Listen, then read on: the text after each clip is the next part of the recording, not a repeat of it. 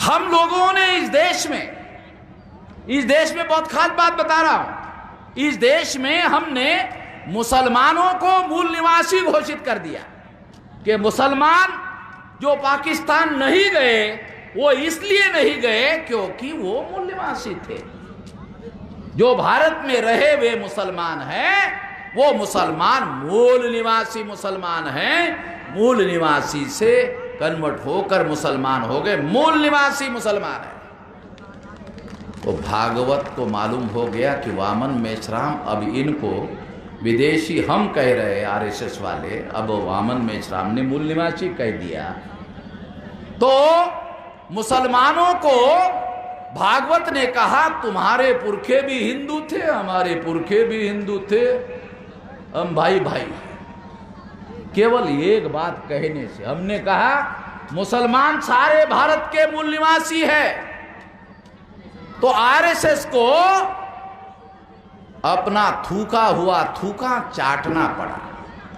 जो थूका हुआ था ना कि ये विदेशी मुसलमान है, ये जो विदेशी मुसलमान है, ऐसा जो आरएसएस ने थूका था वो फिर चाट लिया और कहा कि नहीं, इसका पुरखा हमारा पुरखा एक ही थे।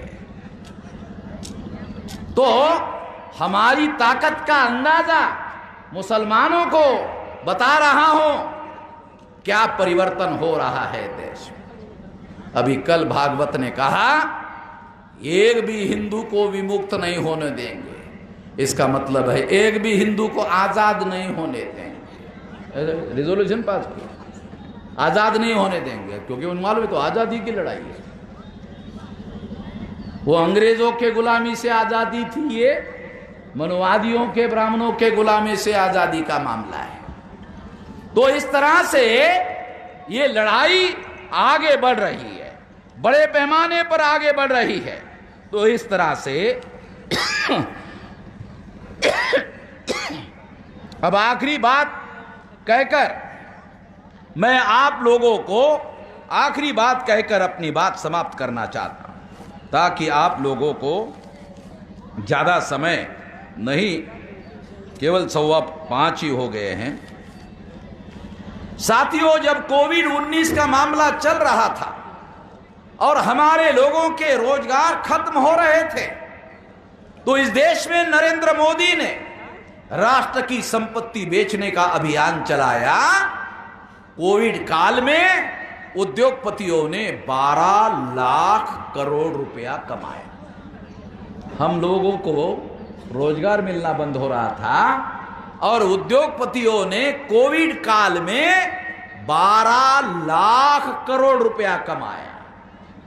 आप अंदाजा लगाओ 12 लाख करोड़ रुपया कितना होता है। तो ये जो सरकार है, ये उद्योगपति के इशारे पर चलने वाली सरकार है। ये बात साथियों ध्यान रखना होगा। एक और बात मैं कहना चाहता हूं, पिछड़े वर्ग के जो लोग हैं वो छत्रपति शाहू महाराज को अपना बाप नहीं मानते, वो पंजाबराव देशमुख को अपना बाप नहीं मानते, शिवाजी महाराज को अपना बाप नहीं मानते, वो गांधी को अपना बाप मानते। अपने बाप को जो बाप नहीं मानता, दूसरे के बाप को अपना बाप मानता है, तो उसके साथ तो धोखा होगा, उसके साथ तो धोखा होगा। तो पिछड़े वर्ग के लोगों को अपने वास्तविक पुरखे कौन हैं और जो झूठे पुरखे कौन हैं, ये समझने की जरूरत है।